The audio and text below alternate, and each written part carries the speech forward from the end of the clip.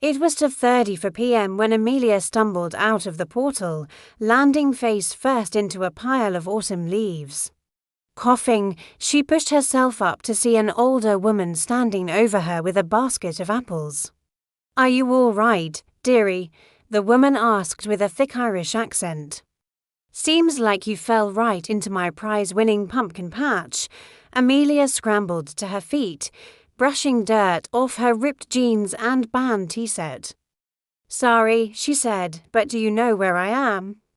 And is there a restroom around here?" The old woman squinted at her, then chuckled. "You are in the town of Blarney, child. And if you're looking for a bathroom, it'll be the building with the red door down by O'Malley's pub. Just mind the cobblestones, would you? They can be mighty slippery after a good rain." As Amelia walked away, the woman shook her head. "Crazy kids these days," she muttered. "No respect for their elders. Back in my day, we had more sense." She took a bite of her apple and watched the girl disappear around the corner. More sense and better manners, too. What the woman didn't know was that Amelia wasn't just any ordinary teenager. She was a time traveler from the year 2345. She had traveled back to 2023 to compete in the Time Traveler Treasure Hunt, an annual competition held by the Temporal Protection Agency, where young agents like Amelia could earn valuable experience points and maybe even win a prize. This year's hunt had been particularly tricky, involving riddles about obscure pieces of history and one wrong turn sending her hundreds of years off course. But now that she was finally in the right century, Amelia figured that she'd have no trouble winning. All she had to do was find the forbidden artifacts before the other contestants and she'd take home the grand prize, whatever it was. Maybe some cool gadgets or weapons, or maybe even a pet dinosaur. A girl could dream, right? But first, she needed to find a bathroom.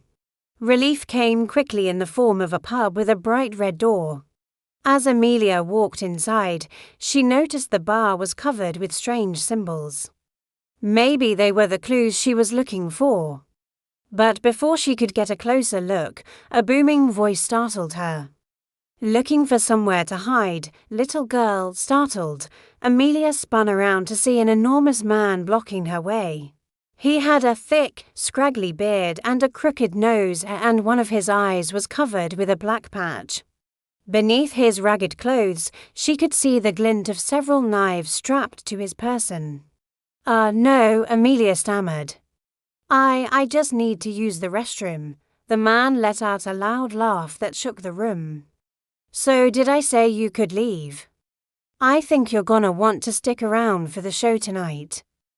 You look like you got a lot of copper to spare."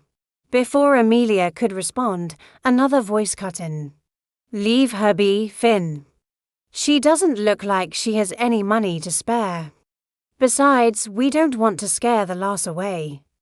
We still need her for the performance." Out of the corner of her eye, Amelia saw a tall, lanky man approach with a sly smile and two women close behind him.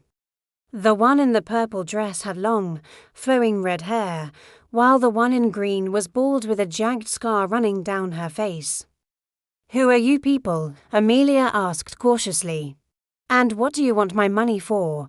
The man in green stepped forward, his smile widening. "We're actors, love. Well, actually, we're more like traveling entertainers.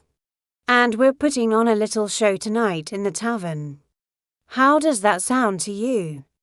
Care to join us?" Amelia hesitated. She really did need to go to the bathroom, but something about these people made her uneasy. Their clothes were too bright, their smiles too wide.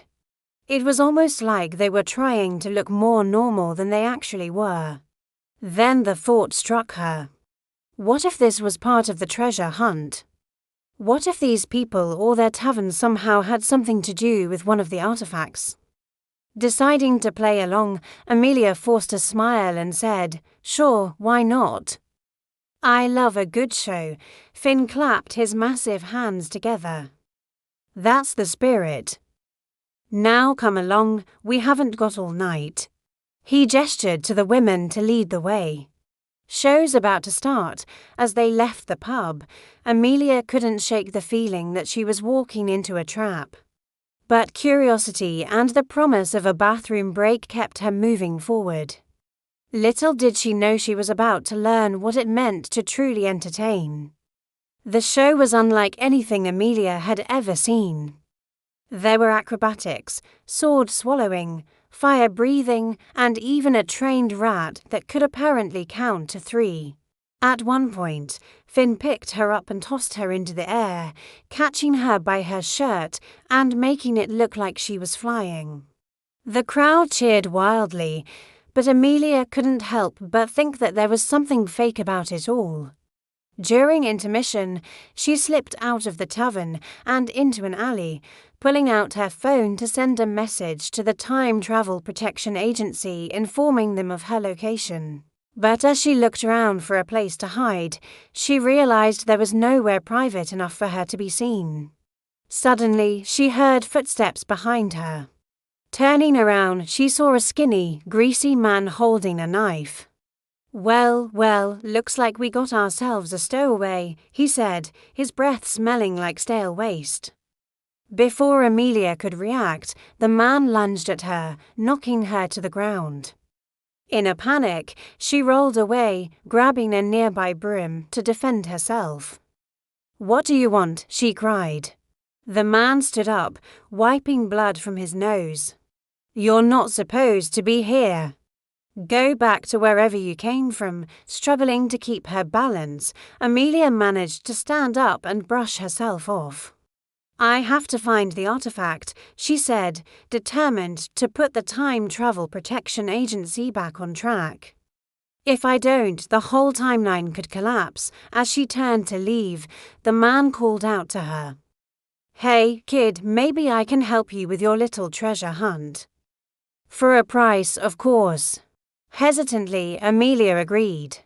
Where else could she go? With her phone dead and nowhere to hide, she was trapped in this strange, confusing world. Taking her to an abandoned house on the edge of town, the man led her through a secret passageway hidden beneath a floorboard. Inside, the walls were lined with strange symbols, and glowing orbs floating above the ground cast eerie shadows on the walls. "Where are we?" Amelia whispered, her heart pounding. "Welcome to the Sanctuary of the Lost," the man said with a grin. "And I'm its humble caretaker."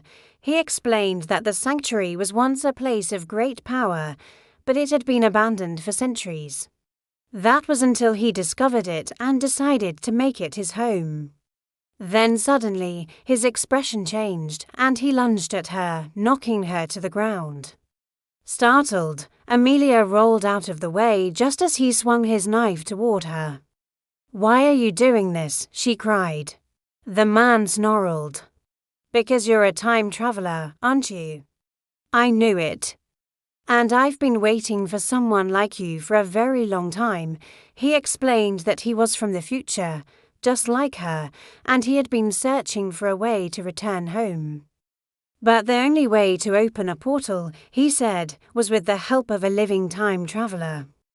"So you brought me here so I could help you get home," Amelia said, realizing what he wanted. "Well, duh," the man replied. "Do you want to come with me? We could rule the future together."